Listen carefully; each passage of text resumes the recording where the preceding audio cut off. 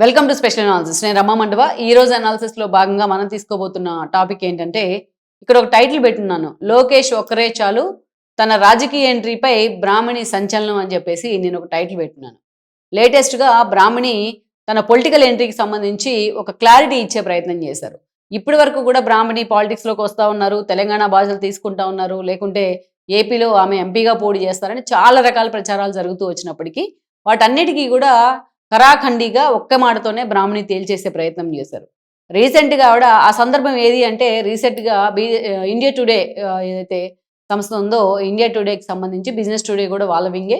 So, వాళ్ళు best women ఎంటర్‌ప్రెన్యూర్స్‌కి awards ఇవ్వడం జరిగింది.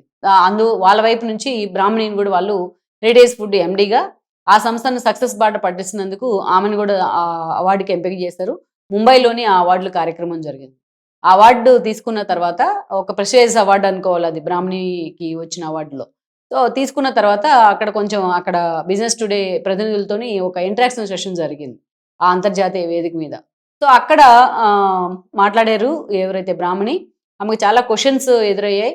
సో, తన కెరీర్ మొత్తం కూడా ఎలా బిల్డ్ అయింది? చిన్నతనం నుంచి తన తల్లి తనని ఎలా ప్రమోట్ చేస్తా వచ్చింది? తన తండ్రి సినిమాల్లో బిజీగా ఉన్న అటువైపు తమ తల్లి ఫోకస్ పెట్టలేదు.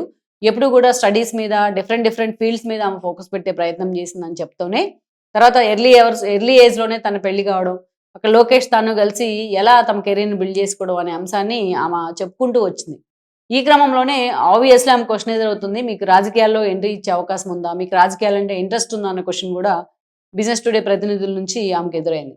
చాలా క్లియర్‌గా చెప్పారు ఆవిడే. నో అనేది సింపుల్‌గా చెప్పేసారు ఆవిడ. ఆల్రెడీ లోకేష్ గారు ఉన్నారు. మా హస్బెండ్ రాజకీయాల్లోనే ఉన్నారు. అలాంటప్పుడు నేను రాజకీయాల్లోకి రావాల్సిన అవసరం కూడా లేదు. నా బిజినెస్ లైఫ్ నాకుంది అని చెప్పి చాలా క్లారిటీగా చెప్పారు ఆవిడ. నిజానికి చంద్రబాబు నాయుడు హెరిటేజ్ ఫుడ్స్‌ని స్థాపించారు స్టార్టింగ్‌లో. ఆయన ప్రతిపక్షంలో ఉన్నప్పుడు 92లో. అక్కడి నుంచి ఆయన తర్వాత ఎన్నికల్లో పోటీ చేయాలనుకుంటున్నప్పుడు అది విమర్శలొస్తాయన్న ఆలోచనతోని ఆ రోజు అది భువనేశ్వర్‌కి ట్రాన్స్‌ఫర్ చేయడం జరిగింది. అప్పటి నుంచి భువనేశ్వర్ పూర్తి స్థాయిలో దాన్ని లాభాల బాట పట్టిస్తూనే ఉన్నారు. అయితే మధ్యలో వీళ్ళకి ఈ మిల్క్ అండ్ కర్డ్ ఇవి కూరగాయలు ఇలాంటి కొన్ని షాప్స్ కూడా ఉండేవి. ఇలాంటి ఔట్‌లెట్స్. ఇది కొంచెం లాస్‌లో నడుస్తున్న కారణంగా దాన్ని ఫ్యూచర్ గ్రూప్‌కి అయితే అమ్మేయడం జరిగింది. బ్రాహ్మణి పూర్తి స్థాయిలో వాళ్ళు మళ్ళా అమెరికా నుంచి రీ ఎంట్రీ ఇచ్చిన తర్వాత ఇండియాకు లోకేష్ అటు పాలిటిక్స్‌లో బిజీ అయ్యారు. పార్టీతో అసోసియేట్ అయ్యారు. ప్రభుత్వంలో కూడా భాగస్వామ్యం అయ్యారు. అప్పటి నుంచి కూడా బ్రాహ్మణి కీలక బాధ్యతలు పోషిస్తా ఉన్నారు హెరిటేజ్‌లో. ఇక అప్పటి నుంచి అటు అత్త, కోడలు ఇద్దరు కలిసి హెరిటేజ్‌ని లాభాల బాట పట్టిస్తా ఉన్నారు. ఈరోజు అటు స్టాక్స్‌లో గాని, ఇటు ట్రేడింగ్‌లో గాని, అదేవిధంగా బిజినెస్ సర్కిల్స్‌లో గాని పూర్తి స్థాయిలో దూసుకుపోతా ఉంది. 4000 వెంచర్ క్యాపిటల్స్‌తో అది పూర్తి స్థాయిలో లీడింగ్‌లో ఉంది. ఈరోజు హెరిటేజ్ సక్సెస్ బాట పట్టించారు ఇద్దరు కలిసి. ఆమె పాలిటిక్స్ నాకు ఇంట్రెస్ట్ లేదంటూనే ఇంకొక మాట కూడా చెప్పున్నారక్కడ. హెరిటేజ్ అంటే ఎంతో మంది కుటుంబాలతో టై అప్ అయిన అంశం ఇది. ఎందుకంటే ఉదయాన్నే అక్కడ లేడీస్ ఉంటారు. వాటితోని ఆ గేదెలు పెంచుతా ఉంటారు. వాళ్ళే గడ్డి తీసుకొస్తా ఉంటారు. వాటిని మేపుతా ఉంటారు. వాళ్ళే పాలు తీస్తా ఉంటారు. వాళ్ళే కేంద్రాలకు తెస్తా ఉంటారు. అక్కడి నుంచి హెరిటేజ్ ప్రతినిధులు వాటిని కలెక్ట్ చేస్తా ఉంటారు.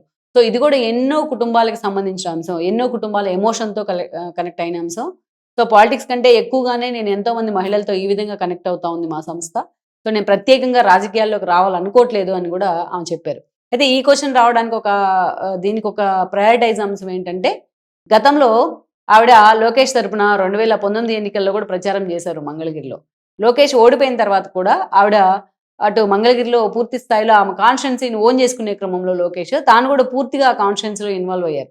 ఎన్నో డెవలప్‌మెంట్ యాక్టివిటీస్ చేపట్టారు వాళ్ళిద్దరూ కలిసి. అంతేకాదు అమరావతి రైతుల ఉద్యమానికి కూడా తన అత్తతో కలిసి వెళ్లి మద్దతు ఇచ్చిన సందర్భాలు ఉన్నాయి. ఇక చంద్రబాబు నాయుడు అరెస్ట్ ఎపిసోడ్ అప్పుడు మాత్రం బ్రాహ్మణి ఇక రేపో మాపో రాజకీయాల్లోకి వస్తుంది. ఆవిడ విజయవాడ ఎంపీగా పోటీ చేస్తుందనే చర్చ జరిగింది. ఆ రోజు తన తండ్రి అరెస్ట్‌తో అటు ఢిల్లీలో లోకేష్ బిజీ అయ్యారు. అటు లీగల్ టీమ్‌తోని మాట్లాడుకుంటూ సెంట్రల్ గవర్నమెంట్‌తో అసోసియేట్ అవుతూ. కానీ ఇక భువనేశ్వర్ లాంటి వాళ్ళు పార్టీ మొత్తాన్ని కూడా క్యాడర్ మొత్తానికి ధైర్యం చెప్పే క్రమంలో నిజం గెలవాలి లాంటి యాత్రలో నిమగ్నమై ఉన్నారు. అలాంటి సమయంలో బ్రాహ్మణి లోకేష్ ఏదైనా ఒక ధర్నానో, ఒక నిరసననో కాల్ఫర్ చేస్తే దాన్ని ఇంప్లిమెంట్ చేయడం గానీ, అటు యూత్‌తో ఎస్పెషల్లీ యూత్‌తో ఆమె అసోసియేట్ అవ్వడం గానీ, పార్టీని ఎప్పుడు లైమ్‌లైట్‌లో ఉంచే ప్రయత్నం గానీ చేస్తా వచ్చారు. సో, అప్పుడే అనుకున్నారు అందరూ కూడా.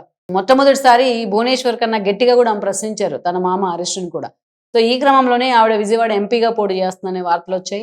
ఎన్నికల అనంతరం అధికారంలోకి వచ్చిన తర్వాత పార్టీ, ఆవిడ తెలంగాణ బాధ్యతలు ఇస్తున్నారు ఆవిడకని కూడా ప్రచారం జరిగింది. అయితే వీటన్నిటికీ కూడా ఒకే ఒక్క మాటతో ఫుల్ స్టాప్ పెట్టే ప్రయత్నం చేశారు. ఒక్క మాటతో ఆవిడ చెక్ పెట్టే ప్రయత్నం చేశారు. ఆల్రెడీ తన ఇంటి నుంచి తన మామయ్య సీఎంగా ఉన్నారు. తన భర్త లోకేష్ ఏదైతే మంత్రిగా ఉన్నారు. సో ఈ రోజు నేను అదనంగా రాజకీయాల్లోకి రావాలనుకోవట్లేదు. రాజకీయాల ద్వారా తాము చేయాలనుకుంటున్న సేవని అటు మా అత్త పూర్తి స్థాయిలో ఎన్టీఆర్ ట్రస్ట్ రూపంలో చేస్తా ఉన్నారు. మేము హెరిటేజ్ వైపు నుంచి చేస్తా ఉన్నాం అని చెప్పి చాలా క్లారిటీ ఇచ్చే ప్రయత్నం అయితే చేశారు బ్రాహ్మణి. సో మొత్తానికి తన పొలిటికల్ ఎంట్రీ మీద వస్తున్న వార్తలకి తనంతట తానుగానే ఆమె చెక్ పెట్టే ప్రయత్నం చేశారని అనుకోవచ్చు మనం.